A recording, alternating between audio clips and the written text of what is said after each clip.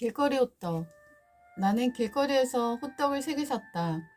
그리고 2개를 맛있게 먹고 나서 그때부터 배가 아픈 장염에 시달리고 있다. 하나 남은 호떡은 버렸다. 벌써 일주일째 배가 아프다. 도대체 길거리 호떡에 무엇을 넣었길래 이다지도 배가 아픈 걸까?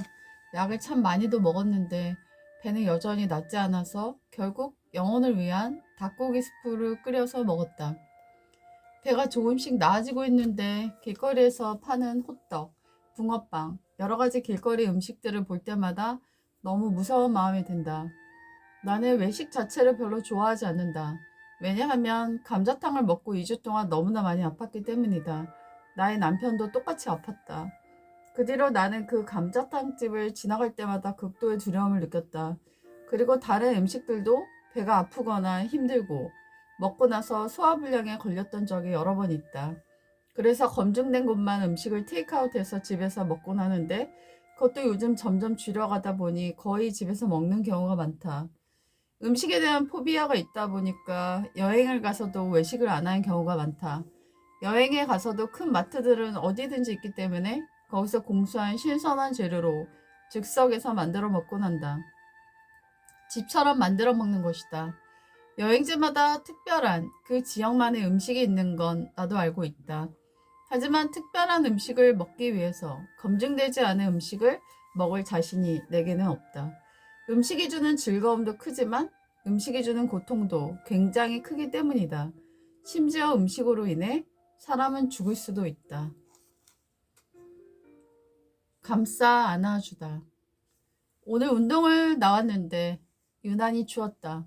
평상시보다 얇게 입고 나가서 추위는 더 심하게 느껴졌다. 빨리 돌고선 집으로 돌아가야지 하고 열심히 걷고 있는데 할머니 5분 정도가 옹기종기 햇볕에 앉아 일광욕을 즐기고 계셨다. 나는 햇볕이 나를 감싸고 있는 그 느낌이 너무 좋아서 할머니들 옆에 앉고 싶었지만 용기가 없어서 저쪽에 있는 벤치에 가서 앉았다. 햇살이 나를 안아주고 있는 듯한 느낌이 들어 기분이 너무 좋았다. 그리고 나서 또 한 바퀴를 도니 그늘을 걷게 되었다. 거기는 추위가 몰려왔다. 그리고 해가 난 곳에 다시 오니 또 따뜻해졌다.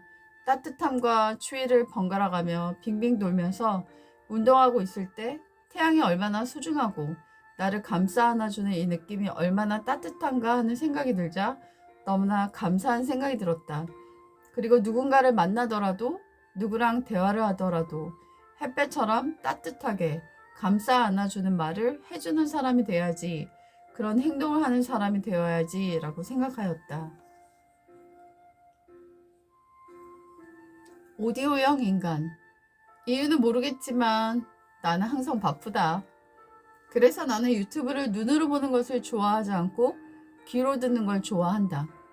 내가 좋아하는 한 유튜버가 있는데 그 유튜버가 겪었던 하루의 일상이 굉장히 마음에 와닿는다.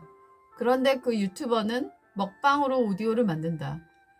거대한 음식을 싸놓고 먹는 소리가 계속 들리는데 그것을 보는 것은 여간 고역이 아니다.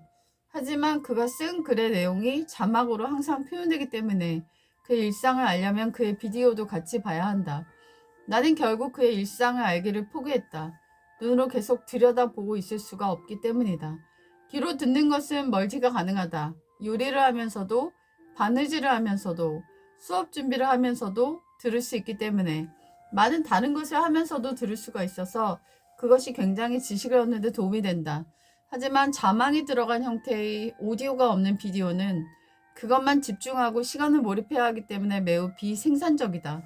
멀티가 불가능하기 때문에 나는 해야 할 것이 많은 사람으로서 그것을 하기가 굉장히 어렵다.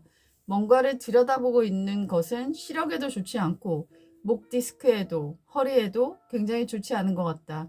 그래서 나는 비디오를 만들 때 눈으로 봐야 하는 것은 간단한 쇼츠로 만들고 내용을 담고 있는 것은 오디오로 만든다. 그래서 사람들이 볼 필요가 없이 듣기만 해도 지식이나 내용이나 스토리를 따라잡을 수 있게 만드는 것이다.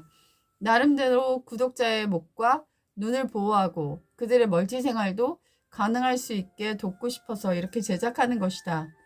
오디오형 인간이 되고 나니까 점점 외모에 대해 무관심해진다.